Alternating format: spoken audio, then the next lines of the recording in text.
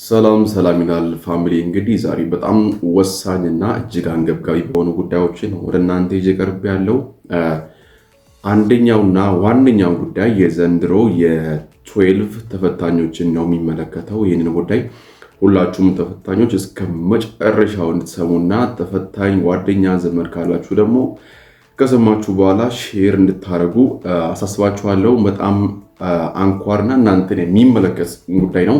ሁለተኛ ጉዳይም አለ። የመጀመሪያው ነው ዋነኛ ጉዳይ ምንድነው? የዘንድሮ ወይም የ2017 የ2025 ኢንትራንስ ተፈታኞች ኤግዛም ከጨረሳችሁ በኋላ ልክ ውጤታችሁ እንደመጣ እንደ ድሮ ዩኒቨርሲቲ መርጣችሁ መግባት ሳይሆን 1 ዓመት ከ6 ወር በሀገሪቱ በሚገኙ 4 በተለያዩ የውትድርና ማሰልጠኛ ካምፖች ገብታችሁ መሰረታዊ እንዲሁም አስፈላጊውን የውትድርና ስልጠና እንደምትወስዱ ነው። ሰሞኑን እንግዲህ መንግስት ከትምህርት ሚኒስቴር እና ከመከላከያ ሚኒስቴር ጋር በመሆን ይህንን ሀሳብ እየመከረ ይገኛል። ይሄ ደግሞ በዚህ ዓመት ነው ተፈጻሚ ወይም ተግባራዊ የሚደረገው። እንደሚታወቀው ከዚህ በፊትም መንግስት ይህንን ሀሳብ እያነሳ ቆይቷል። አምና ካቻ አምና ምናምን ይህ ሀሳብ ሲነሳ ነው የቆየው። ዘንድሮ ነው ግን ይህ ሀሳብ እንዲፈጸምና ሁሉም የዘንድሮ ተፈታኞች ዜጋዊ የኢትዮጵያዊነት ግዴታቸውን በወታደራዊ ካምፖች ገብተው በቂውን ስልጠና በመውሰድ የዜግነት ግዴታቸውን እንዲወጡ የተደረገው ማለት ነው።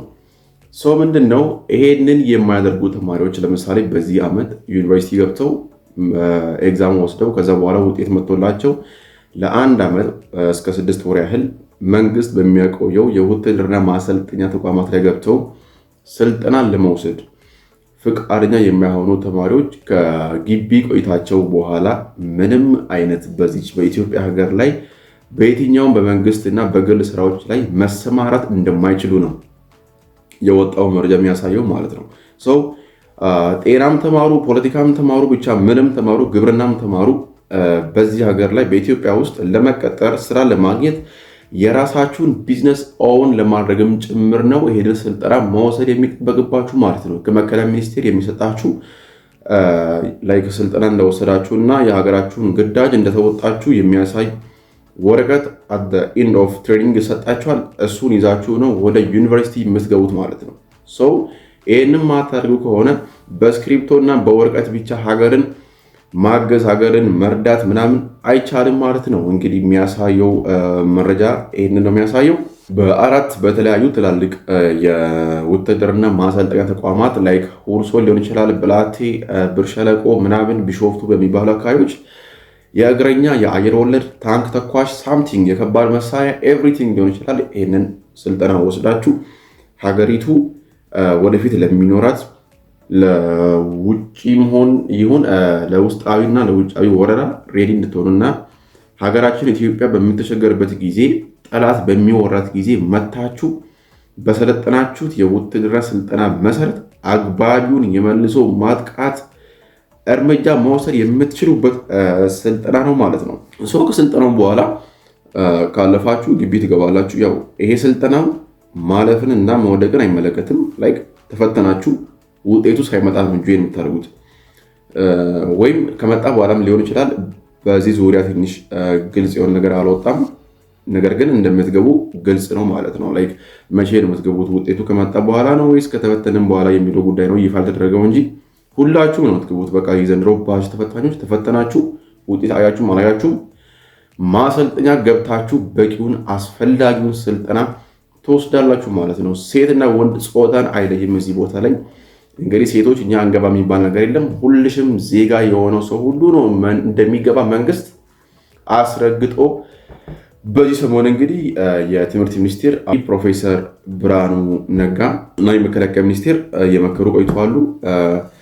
ይሄ ጉዳይ ደግሞ በቅርቡ ወደ ህዝብ ተወካዮች ምክር ቤት ይገባል፣ ፓርላማ ላይ ይጸድቃል ተብሎ ይጠበቃል ማለት ነው። ሶ ከአሁኑ ሬዲ መሆን አለባችሁ ተፈታኞች። ለፈተናው ብቻ ሳይሆን ለውትድርና ስልጠናም እንድትዘጋጁ በዚሁ ነው ማሳስባችሁ ማለት ነው። ሲቀጥል ደግሞ ሁለተኛው ሀሳብ ምንድን ነው?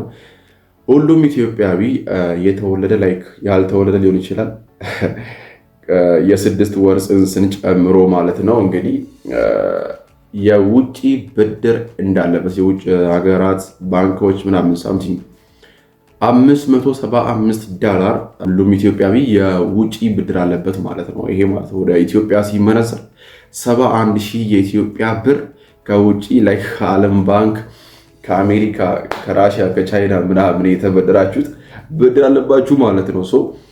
ይህንም ለመመለስ ከአሁኑ በት በሉ። በተለይ ትዌልቮች እናንተን ሁለቱም ጉዳይ ላይ የሚመለከታችሁ ጦር ሜዳ መዝመትም አለ እናንተ ጋር። ይሄ ደግሞ አገሪቱ ያለባትን ዕዳ ያው የእናንተም ዕዳ ነው፣ የጋራ ዕዳችን ነው። 71,000 ብር ነው፣ በዶላር $575 ነው። ሬዲ ሁኑ። የተበደራችሁትን ብድር ለመመለስ ተዘጋጁ።